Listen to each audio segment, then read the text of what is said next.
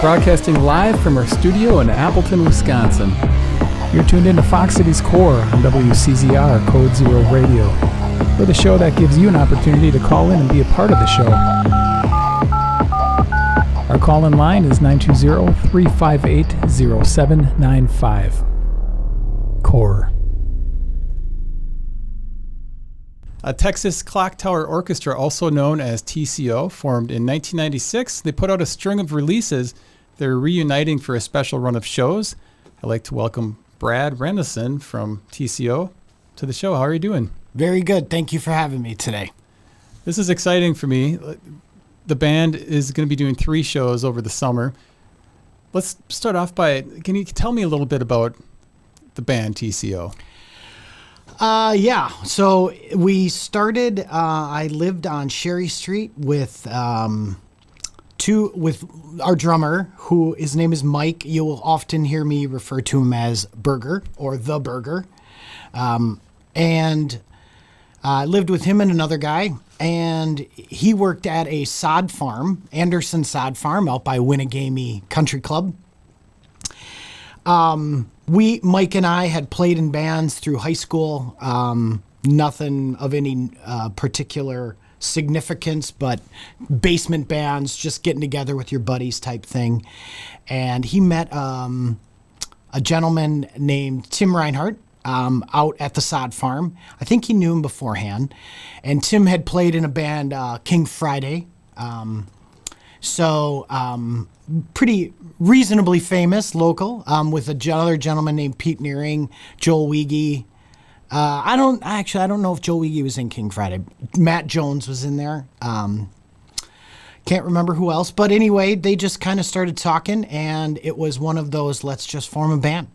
And I had sang with Burger throughout high school. And just kind of, that's where it started. There's a lot more to it, but that's where we started. Our first practice was in our rented house, no amps, just a couple acoustic guitars. I don't even know if Mike had a drum set. He literally might have been just playing his knees. But that's kind of where it started. And did you play any instruments? No, I never quite learned to be good enough. I can play a little guitar, and that's about where it ends. And a little might be a bit too far. So you didn't have to, they didn't audition all these different singers. Oh my so gosh, it was just no. agreed upon that you were going to be the singer. No, exactly. And I mean, I can sing, or at least I used to be able to sing. I can hold a tune. I was in the swing choir in high school. Best choice I ever made, because if I didn't do that, I wouldn't have all the memories that I shared with my bandmates, and it was a great experience. So I just kind of morphed into that. I've always kind of got into punk rock about when I was in 8th grade or so. Friend of mine, oh my gosh, Adam Potner, played "Sometime to Return" by Soul Asylum in his '88 Camry, and I just went, "What is this?" Because I was a radio kid. Didn't know there was other things outside of the radio in 7th and 8th grade. And that's kind of where it all began. So, yeah. Well, it's interesting to think like just how different those times were, because you had to listen to the radio to hear stuff. You didn't have access to everything right away. Yeah. It was, and again, I had this, do you remember, there's probably the best band who actually, our bass player, Matt, played in, Vesicular Basalt, right? So they were kind of the band that, if there was a band that was going to break out, it was going to be them. I had the drummer for that band was named John Schneider, and he sat next to me in math class in like 8th grade, and he wore a Descendants shirt. And I was just kind of like, what are the Descendants? Who are the Descendants? And he played me Clean Sheets by the Descendants, and I get same reaction. Just like, what is this? This is amazing. And I fell in love, and I still love the radio. I still listen to some of the bands that I listened to, the pop in the 80s. I love Duran Duran, But, yeah, I mean, that was my introduction to what I would call like power pop, or some would call it punk rock and roll. It's interesting, like the underground. You mentioned hearing the Descendants from a friend. I also heard of them from a friend that had a tape, and exactly, it was all word of mouth. And now it's like that's kind of not there it's as much. Certainly less. There is still that. So my son goes to Iowa State, and there's like a punk rock house in Iowa State. So the scene is different. I'm not in the scene as much anymore. Obviously, I'm 52. I'm kind of giving it up to others, but he'll go to that house and see a lot of the same style of bands. And one of the bands he just saw, and gosh, I can't remember their name, is going to play Riot Fest. So I mean, it's still happening. I don't know at what level, but it's just different. There's no more Kutzka's Hall anymore, or Concert Cafe or the Warehouse or where we saw. I mean, I've been to those places. I don't know, hundreds of times if I had to guess. It was every other week in the summer, Green Bay. Who we seeing? So how did you guys start? Why TCO? Why the name Texas? Yeah. So I had a roommate. The other roommate, it was me, Lindenberg, and this guy named Finch. And with the dynamic of a group, we had the band. You don't agree on a lot of things, musical taste, whatever. But one thing we all loved was Full Metal Jacket. We all love that movie. And there's the scene where they're talking about Charles Whitman. Obviously, I'm not advocating what Charles Whitman did or glorifying or trying not to glorify it in any way. But like, we just love the movie. We love the scene. And I don't know the exact moment, but I think Finch just kind of said, how about this? And we all said, yeah, sure, that's fine. And so we went with Texas Clocktower because I think we were even watching the movie at that point, and just said, and add the orchestra, and we're off and running. Did it happen a lot where people thought they were going to see an orchestra when they saw you guys? No, but we did get some shows where you guys come all the way from Texas? No. I'm from Neenah. So then it got shortened to TCO. Yeah, I mean, it's just a lot less syllables. We're not the brightest band in the world, so a lot less syllables to say, a lot less things to remember. So, how did you guys get off and running? Songwriting right away, or did you do some shows doing covers? No, very few covers. So we had in the previous bands that we were all of us were in previous bands. Like I said, Matt was in Vesicular Basalt. Lindenberg and I would play in basement bands. We'd play a show here and there, and then Reinhardt played in King Friday. So we were never into the cover. I mean, we loved. Sometimes we would just knock out a cover of some band we liked, but never really got that start. Always went straight into the own stuff. It worked well because we really had a lot of dynamic taste. So, like, for instance, Reinhardt and I loved Uncle Tupelo. I don't know if you're familiar with them or your listeners. They eventually morphed into Sunvolt and Wilco. Pretty big bands. And you'll hear that on our first record. We have a song called Working Man's Eight. Our second record? Yeah, second record. We have, at the end, it's called Working Man's Eight. It's essentially just an acoustic style tune. But that's like our Uncle Tupelo reference. You'll hear the Descendants in there that again, we didn't agree on much, but we all love the Descendants and all. Like, they were the core. Because they were one of the first bands we all saw together and just loved. Well, I heard like Zoinks, but Zoinks were probably influenced by the bands that you were influenced by. Absolutely, yeah. What were some of the standout shows that you saw at Concert Cafe and Custis? Oh my gosh. I mean, again, it's hundreds. And I'm probably exaggerating a little bit, but it's certainly triple digits. We've seen Big Drill Car. We all love them. Five, 6 times I've seen them. We drove down to Riot Fest to see them.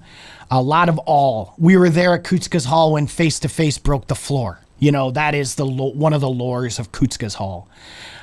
It's too bad that place closed. I mean, I was just talking to Lindenberg, Sam I Am. He went to go see Sam I Am last night in New York, Brooklyn. But, it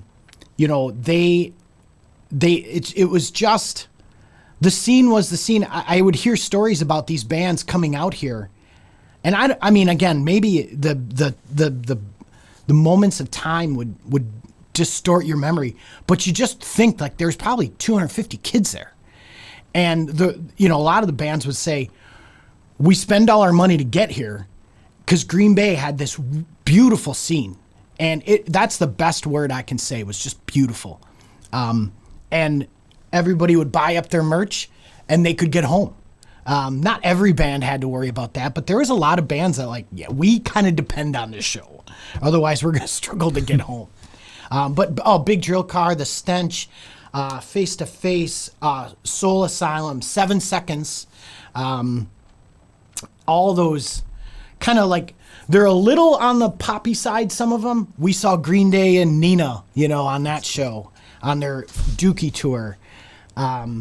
Those were some of the best one I remember was Big Drill Car and all back to back. Because to us, they were both headliners. I mean, it was an hour and a half of just joy. And then at the Face to Face show, were you worried were you in the middle of that dip? Absolutely, yeah. I mean, we all knew it was. I mean, I don't think anyone knew it was going to happen, but we all know it's going to happen. Maybe not today. But yeah, gosh, what song was it? Was it Ordinary? I think it was Ordinary. Yeah, Ordinary. I'm pretty sure it was Ordinary. And have you seen Green Blah, the documentary about I have not yet, and I am kicking myself for that. So that is bad, Brad, because I was part of that scene and have not seen it. But I've heard rave reviews about it. And I don't know if we were involved in that so much. We saw the Covent Gardens and some of those bands that came out of Green Bay, and they were great. But we did not get a chance to play in Green Bay too often. We didn't seek it out a whole lot either, for just various reasons. Nothing personal, just. What genre would you say TCO is? Because on the Bandcamp page, it says that the band would go down as the 4th or 5th best melodic hardcore act. Yeah, so melodic hardcore is how it's not hardcore for sure. Not hardcore. The band, my favorite band of that kind of that 80s, 90s punk rock genre was a band called the Doughboys from Montreal, Quebec. And so I don't think I'll ever be as good as John Kastner was. But that's how I feel like we're kind of that mix. Again, you'll hear that and some that Descendants influence. And you'll hear that we don't always succeed, but we tried to harmonize as well as we could. So it wasn't just me. It was, we had some talent. I did notice some. I don't know if you double layered the vocals or if you had somebody singing. We did. So the story by that, we did it up in Simple Studios up in Green Bay, all three. A gentleman named Eric did it. We had a lot of fun with Eric. His family is just He had a connection to Boris the Sprinkler. Yes. And then. And I used to, quick side note, I used to be on a bowling team with Rick Timmers. Me and partner and Rick Timmers, I think it was a gentleman named Matt Sarnicki, but yeah. We've known Rick. Actually, Lindenberg is really good friends with Rick Timmers. We still see him here and there. Mike does, I think. But anyway, what was the question again? Spider, what? How we evolved and the style of music. Yeah, I mean the double tracking the vocals. Oh yeah, okay, yes, thank you. So, I was kind of the only one with any source of reasonable income. I certainly was not wealthy, but we did double layer everything. The second and third record we did. So Santa's Last Stop, and it was like that when we got here. We did double layer. But outside of maybe 8 to 12 seconds, there's no auto tune. So it's just me. So I'm again, we all did it. We all did a great job, but it was, we essentially ran out of money. I was like, guys, this is the budget. I can't go over. I don't have it. So we did double layer. We did double layer the vocals, but yeah, we cheated it was certainly less than 30 seconds overall. But Well, you mentioned you loved going into the studio. I loved it. Your first time in walking into Simple Studios, what were you feeling? A lot like coming into here. It exceeded my expectations. It was reasonably professional. Like, he had a board as big as this. He had a separate room. We did like maybe 2-3 weekends per record. Again, one day is just getting all the levels and then just moving on to, you essentially play live so he can hear it. I don't know why I loved it so much. I think I just liked the process. I liked that you had a couple chances to get it right. But I also liked the fact that we, outside of those very small parts, we didn't cheat. It is us. Nobody, very little effects. I mean, they didn't have them back then. We were running Windows 98, so it's not like we had a lot to play with there. But I do remember on the last record, again, I'm running out of money. And Will, you'll hear me use those interchange, who Reinhardt left and then Will took over. And if you want to get into that, I'll leave that to you. But I said, like, we had 5-6 songs to do. I go, like, Bill, we don't have the time for you to mess up. And he did both tracks, flawless, done. Mic drop. He was an amazing musician. Well, let's go back to the first album. Yes. It was a self-titled that came out. Yes. That one, it definitely sounds more raw than the ones that followed it. Yeah, absolutely, yeah. So when that came out, were you playing a lot of shows before that? Yeah, we would, as I mentioned before when we were talking, we would do a fair amount of shows at Mongo's, and we would play, we'd play some shows at like UW Oshkosh here and there. But really, it was probably record, and then we started playing. We didn't play out as much before any of our records. As far as opportunities to play, your home base was in Neenah. Yep. But it sounds like you made it through the Fox Cities. Yeah, I mean, we'd play Oshkosh frat houses. Those were a blast. We'd play, as I mentioned, Mongo's. How did you get hooked up with these shows? Herbold worked at Mongo, so Matt, our bass player, worked at Mongo's. So, and we actually have a song called "Hangover Hans" that the reason the bartender's name was Hans Baus, and every time you saw him, you knew you were in for a hangover. So that was kind of our home base for a while. Like, we would play Mongo's, I don't know, call it every other month not for a year, but we'd probably play Mongo's, probably 6 times a year, maybe, something like that. When that self-titled came out, like back in the day, obviously you get something recorded. Now you can record at home, but if you had a recording, that was a pretty big deal. Yeah. It was, again, I just loved the studio. The concept of going in, I had never done it. I think Reinhardt had done maybe a 4-track with King Friday. Don't quote me on that. But yeah, he had done, I know he had recorded some stuff. So it was really, it's just, I don't know. I've said it a couple times now, but I just love the studio. It's just therapeutic for me. And what was the cover? The first album was like a greenish cover. Yeah, there's a couple versions of it. We had a guy we called Ed. He's a teacher. He was an art teacher. And so he designed that. So it's like a clock tower. Yeah. What it is outside of being a clock tower, Mal, you'll have to ask him. I mean, it seems like he was maybe going for a pictorial view of the band name, because there's a state of Texas. And yes. You've got this big clock tower coming out of it. Maybe an orchestra big. That's the big. Let's go with it. Yeah. I mean, again, I don't know. I never asked. What is this supposed to mean, Ed? I don't know. So that was 96, and then 97 he put out Santa's Last Stop. Yeah, that was that was a good record. That was really fun. I want to say 10 tracks on that one, yeah. A lot of some good dynamics, too, in there. And that cover I've got to ask you about, since the first album was so symbolic, this one's got like lots of little things in the picture. Gosh, yeah. So that was me and Mahoney. So what happened was it was the four of us. So it was myself, Reinhardt, Berger, and Matt, also sometimes called the Dude.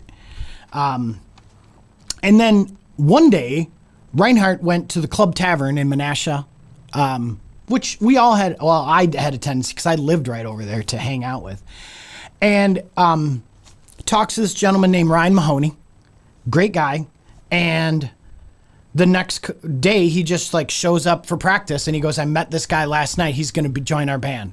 And we went, okay. That was the first time you met Ryan. Yes. You guys have been friends ever since. Yes. Yeah. I mean, we all have families, so do we stay in touch as much as we want to? Probably not. But yeah. And then Mahoney left to play in a band called Slow Motion Walter. And they played like Summerfest. And then we had a bit of an experience with Tim. And it wasn't awful, and that's when Will came on. So that's how we kind of ended, so we'll restart. Yes, Will joined during the second album. The third. He like kind of in between there. So, yeah, Reinhardt left, and then Bill. Again, you'll hear me say Will and Bill synonymously. Bill came on. So it was like this when we got here. The last. Yes. Album put out, which you had some longer songs on there than previously, but one of them was classic hidden songs. So there's some seconds in there. The Bambulance. So what's the idea behind that recorded call? I can't remember where we found that. And that was something that I want to say that Bill put in post. Him and the guy at Simple Studios, Eric, and Bill were like dorks in a completely complimentary way. They were just computer nerds right from the start. And so I want to say that Bill went up there separately from us. And Eric didn't charge us because he was learning from Bill too. Bill was a little bit more tech savvy than Eric was. But him and Bill added that in post-recording. I think it's 6 minutes and 66 seconds after the last note, because we love Iron Maiden and we play Number of the Beast all the time. So I can't remember. I want to say Matt found it. It was just hilarious. So we're like, let's add that. Who cares? And you'll see that you'll hear a couple Full Metal Jacket things in Condolictus, it's called. And that was all Bill. How many times did somebody say to you, like, hey, there's this song at the end that just has all this space after it, like maybe they were listening? Because did he release that on CD or did he put it out on cassette, or what was everything? The first one we put out on both CD and cassette. I don't have any cassettes anymore. I have some CDs. Everything else was CD after that. And then Bill just digitized it, which you can get on, is it Bandcamp? Bandcamp, yeah. And I think we're 665. Neighbor of the Beast. Well, that last album cover was more graphic, like somebody did something. Yeah, so that and again, forgive me. The knick-knack stuff was just me and Mahoney. I went on an offshoot. I never came back to your question. Sorry, but it was me and Mahoney just kind of gathering up stuff around my house. Some of it has symbolic reference, like Mahoney and I like golf, so we put a golf ball in there. Ton of cigarette butts. Yeah, exactly. Not the wisest of choices back in those days. So that was just one picture that laid everything out, took the picture. Yep, one and done. Nice. And and then the third album cover was the guy who came up with the name, Finch, was a graphic artist, and he created that. And it was like that, just kind of signifies the name, House on Fire. Dude, it was like that when we got here. So that's the philosophy around that. So as far as the songwriting dynamics of the band, you wrote all the lyrics? I'm going to say half. So Tim was primary songwriter for both. for probably the first record. I had some contributions here and there. As we got to the second and third, and subsequently Tim left, it was about half and half. So I would do half, and then there's a couple that Bill wrote. He wrote a song called Off and Gone by himself. But primarily, one of the great things about our band was that nobody was better than anybody else at their primary thing. So Bill had perfect pitch, but I always felt I was a little better singer than him. I mean, guitar player, you've heard it. He's amazing. And like the stuff that you hear where he gets all crazy, like that's a tenth of his talent. He's incredible. The Herbold, like nobody could touch him on bass, and Lindbergh just plays hard. No, he's really good. So there wasn't, you hear sometimes about bands that have the leaders like, no, play it like this, play this chord, play this. We never had that because who am I to tell Bill what to play, or Reinhardt or Mahoney for that matter? I don't know. So I'm just like, yeah, whatever. You guys figure that out. So you move pretty quick as far as songwriting, because everybody just did what they needed to do and then recorded it. Yeah, I mean, it was a glorious window, I think. I mean, you think about which band puts out 3 records in, what is that, 4 years, something like that? Pretty unheard of. But we had a lot of them. We would always practice like the old stuff at practice, and then, hey, I got this idea, and then we were reasonably well rehearsed. We're not as well rehearsed as probably we could have been, but it was, somebody just comes in and then the harmony builds. It's very, very organic. It never came. Rarely did someone come in and said, "This is my song." Maybe a handful of times. Some of the titles you can tell, from the time of life that you're in. I think there's a song called Hot Carl. Yeah. It's like a song about Santa, and then you named an album, put the name Santa in there. Yeah. So you're right. Again, times and people change. So some of the things that I did, I'm not going to advertise. We had a rule for a while, and it kind of came and went, that if you were the primary songwriter, you couldn't name the song. Oh, and it interesting. That went the opposite way I thought it was going to go. And so it's juvenile, and sometimes it didn't stick. You're like, no, we're this is what it's called. But yeah, I mean, something like urinal cakes. I think I came up with that. Again, a different time. But and the song doesn't really have anything to do with urinal cakes. Exactly. Like finding a job and. Exactly. Yeah. I mean, it was like Reinhardt wrote it, and I'm like, well, you can't pick the name. I get it. It's urinal cakes, because that's silly and juvenile. Sold, so. Well, it sounds like there's lots of fun, good memories. It was some of the greatest. Tell me about the showdown in Rockford. Oh God, how did you hear about that? It's on the Bandcamp page. Oh, okay. Rockford. So we,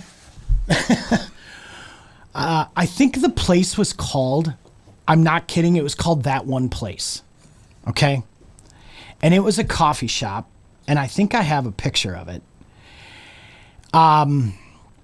And we're driving to flipping Rockford. I mean, Rockford is a long way away. So it's 2.5, 3 hours. Oh my God, okay. I call for a hotel that night. So it's just the 4 of us. Bill was in the band. I remember that. And I call for a hotel because this is kind of the birthplace of the internet. I mean, we're all kind of poor. So I called the cheapest place. The guy says, we don't take reservations. I go, dude, I'm coming from Neenah. Can you give me a break? Yeah, okay, fine. So we go play the show. I think there's 3 bands. It's fine. It's actually reasonably packed, or reasonably. We're the headliner. So again, this is kind of where one of those things where people say, oh, are you guys from Texas? And I think at some point we just said, yeah, we went with it. First 2 bands play, they're fine. We're better. And then we set up and we start playing, and the place just effing empties. Nobody. I mean, I don't even know if there's a sound guy there. And the guy I remember talking to in emails, we did have email then, said, yeah, sometimes people leave the place, but they almost always stay on premise. Absolute lie.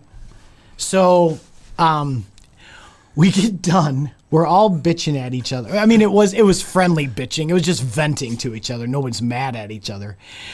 We drive to the hotel.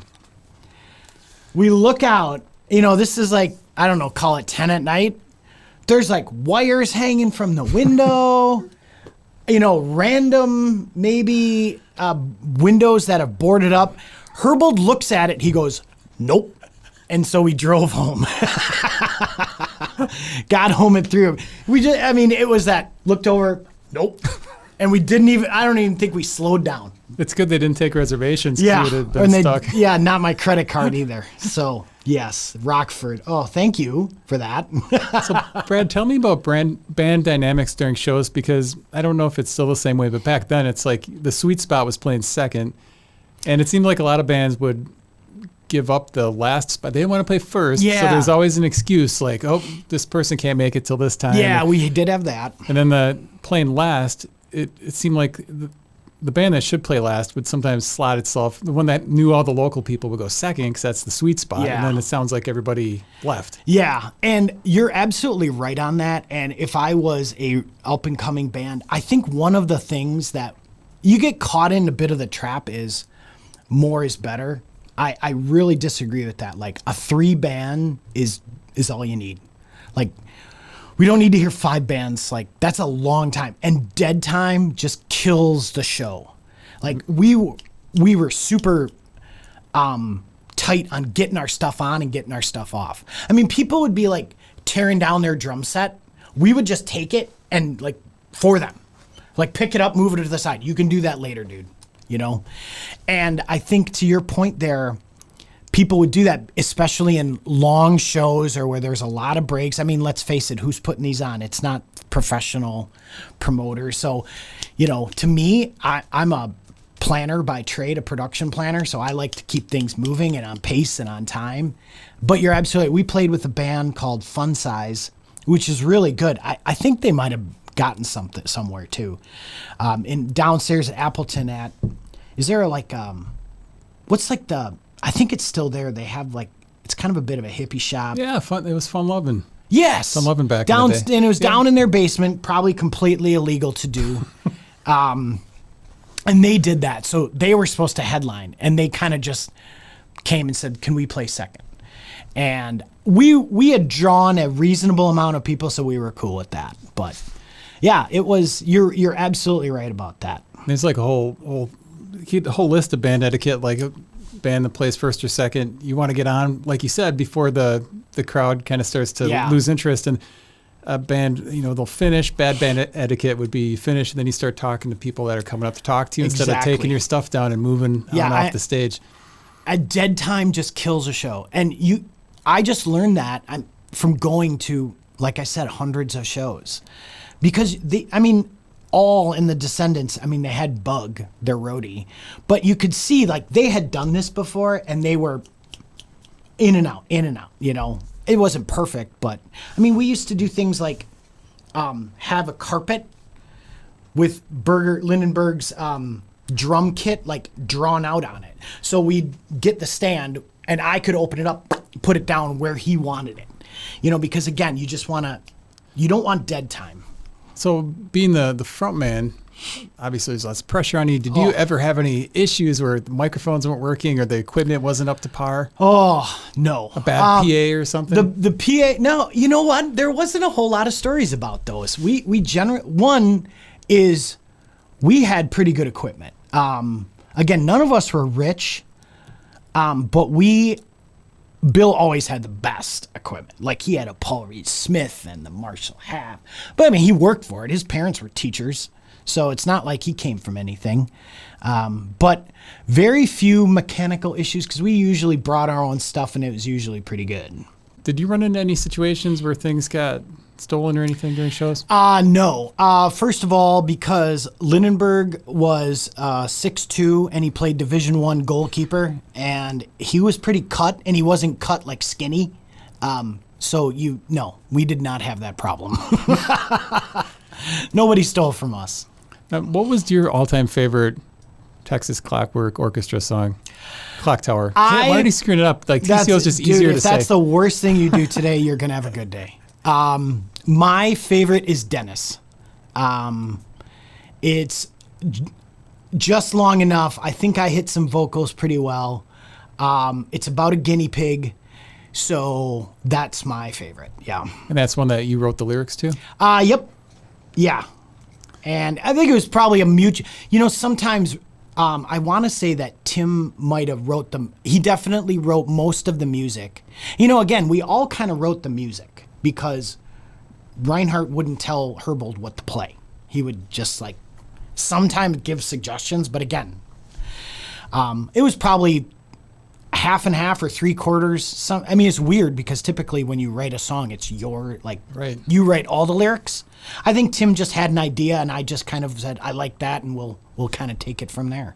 So the band technically disbanded in 2000 or went on a hiatus?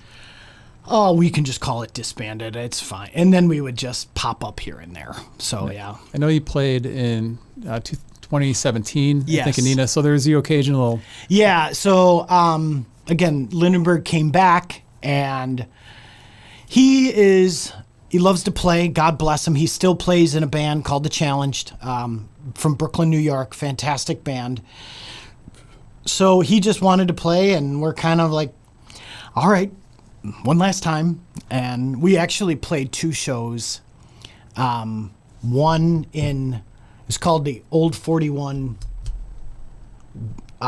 Saloon on Green Bay Road in Neenah, and on a Friday, I think. And that was great, most of our friends. And then we played a house show that he set up in Fond du Lac for 20 people. Whatever, it's fine.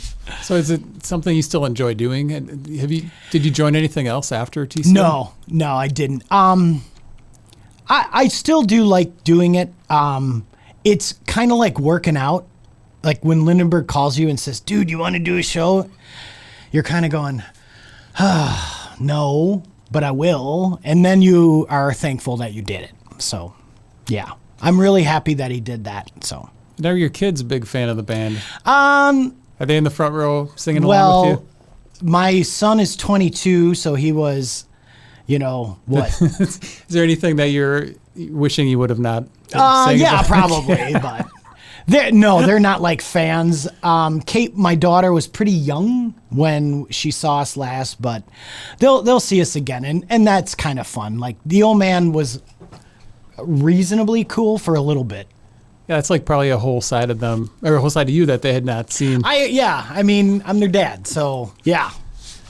So you guys are getting together 3 times. Correct. And it's based it's from tragedy, really. Correct, yeah. Can you explain? Sure. So you've heard me mention the name Will and Bill a couple times. Unfortunately, Will took his own life February 13th of 2024. So, and very much unexpected. Bill had a engineering degree from UW-Madison. He had recently started a new job.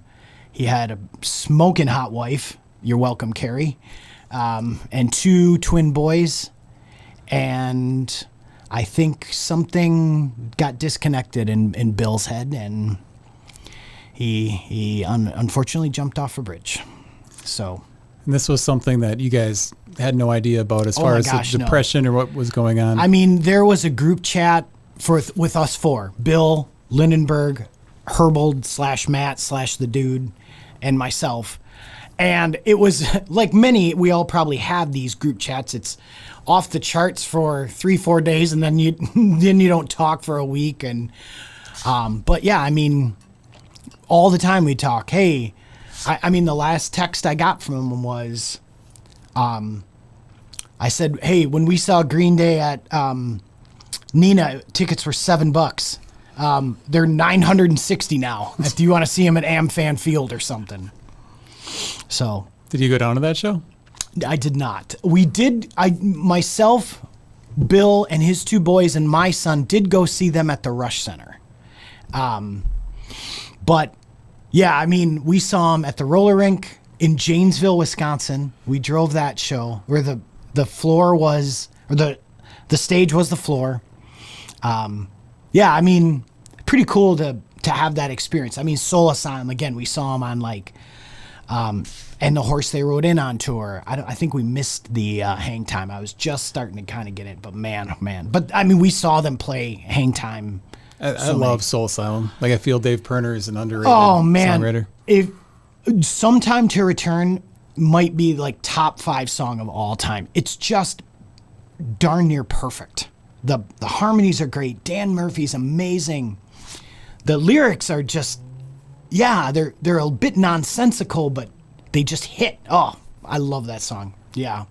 So you had the group chat, no idea that Bill was going to take his life. And then what was the feeling amongst the band after that we need to do something to honor him, or how did this come about? Somewhat, yeah. So Lindenberg told me, because Lindenberg's wife and Bill's wife were really close friends. So it went from essentially Carrie to Mike's wife, Angie, to Mike, and then Mike kind of disseminated.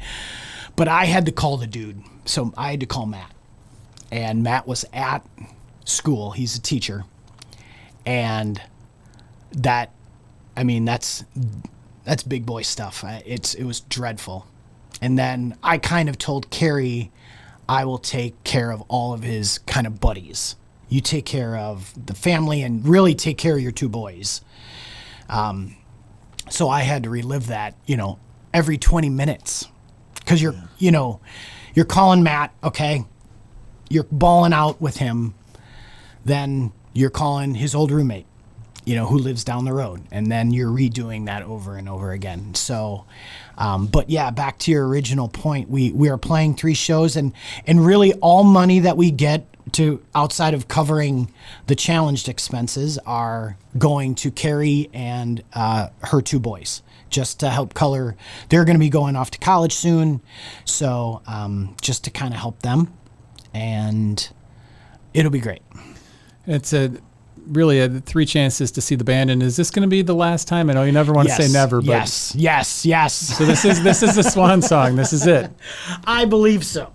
If I was taking a betting, well, if you can humor me for 2 minutes, we had like I was mentioning, our last time we played that Friday show in Neenah. It was great. All of our friends, people who used to see us when we play at Paper City Pub all the time too in Neenah. Rob Buksick, great owner.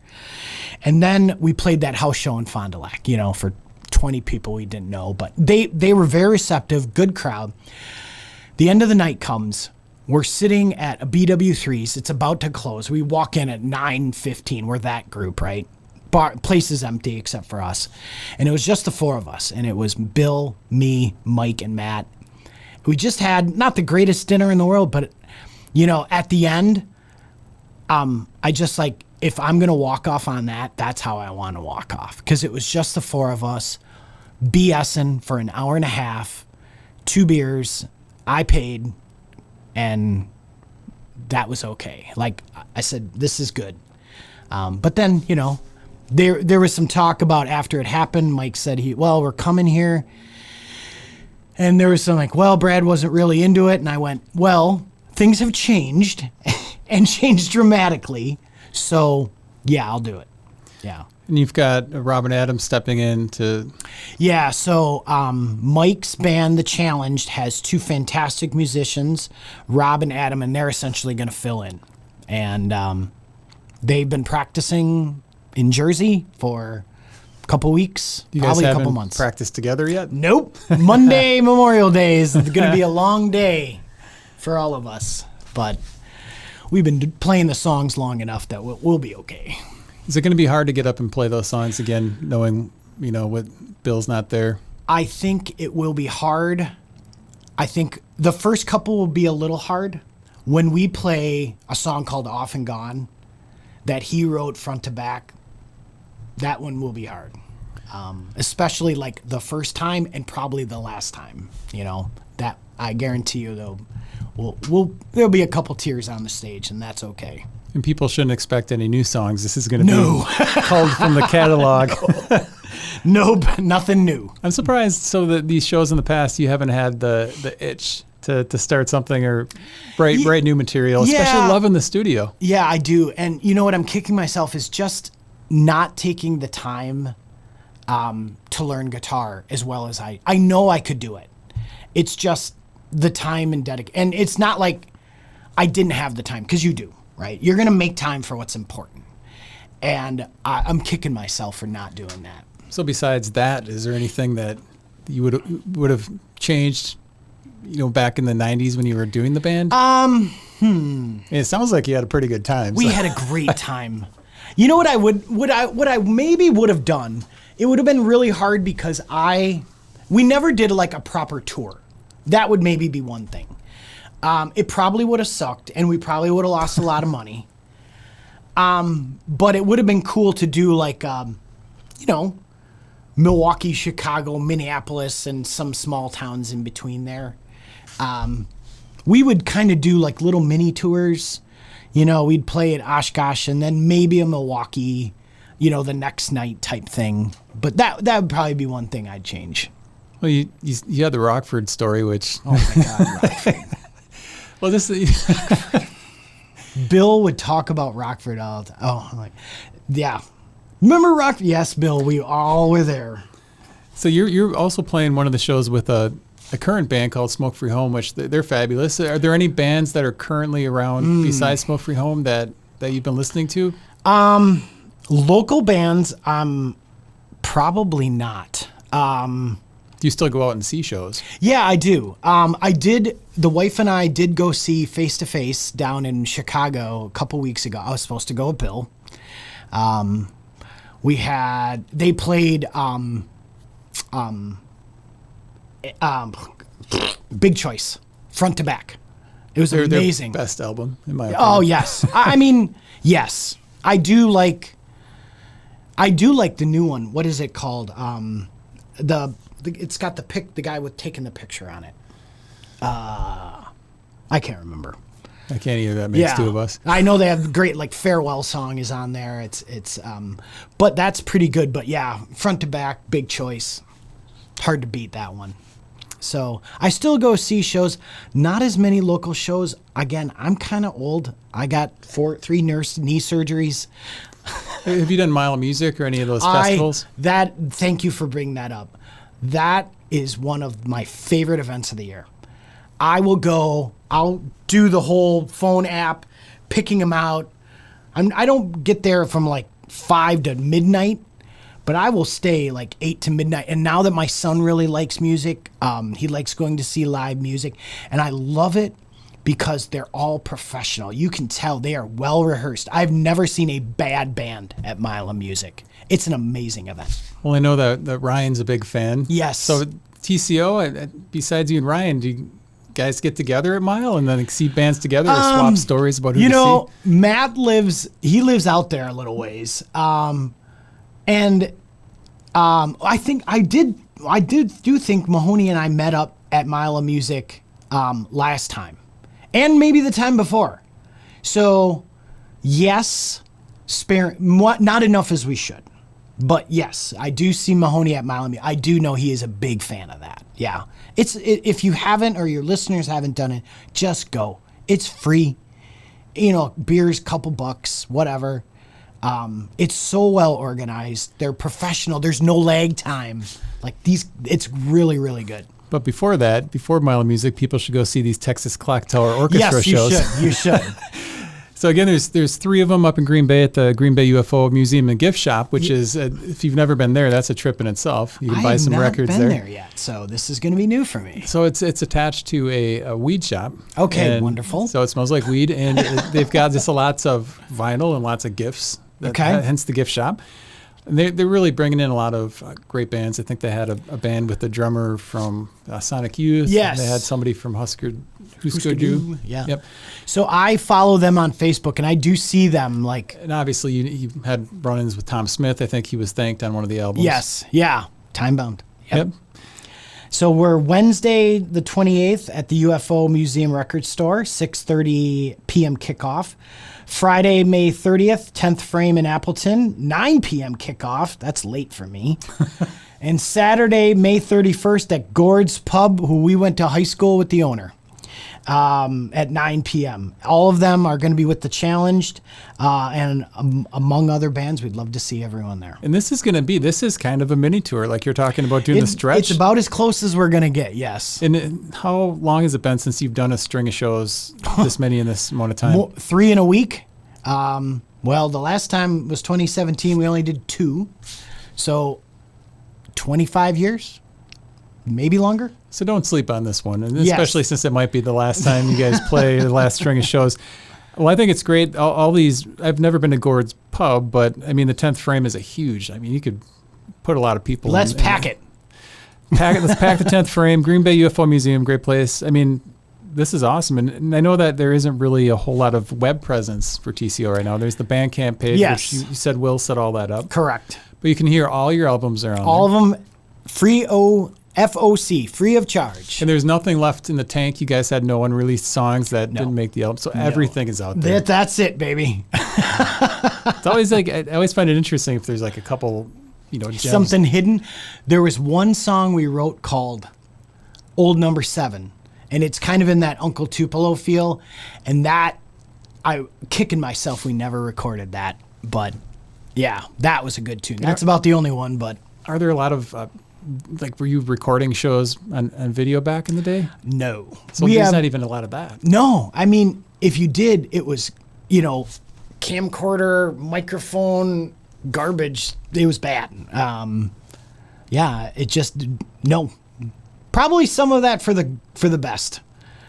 So if people want to find out more about TCO, you can just go to the Bandcamp page. Yep, you'll hear go to the shows, and you're gonna be selling some merch. That special merch. Let's talk about that quick. Yeah, Lunenburg got us a bunch of new merch. The Challenge will have a bunch of new merch. We're talking T-shirts and things like that. T-shirts, stickers, bro. I think we might have a hoodie or two. So yeah, it's simple. Neenah's finest band since 1990s. Not the best, not the most famous, just finest. And really, it goes to a great cause. It It goes does. to Will's family. So I think it's great. I appreciate you coming and spending some time with us today. And hopefully there's some people that are going to discover the band that didn't know about it before. If you like the Descendants, if you like if you like Zoinks, Face, all those great bands, you're going to love TCO. If I can sign off one thing, first of all, thank you for having me. This was amazing. It was so much fun. It's one of those, it's been an hour. The last thing I want to say is if you need help, get help, okay? We don't need another Will in our lives in that aspect. We loved Bill. We want more Bills to be around for longer times. So that's it.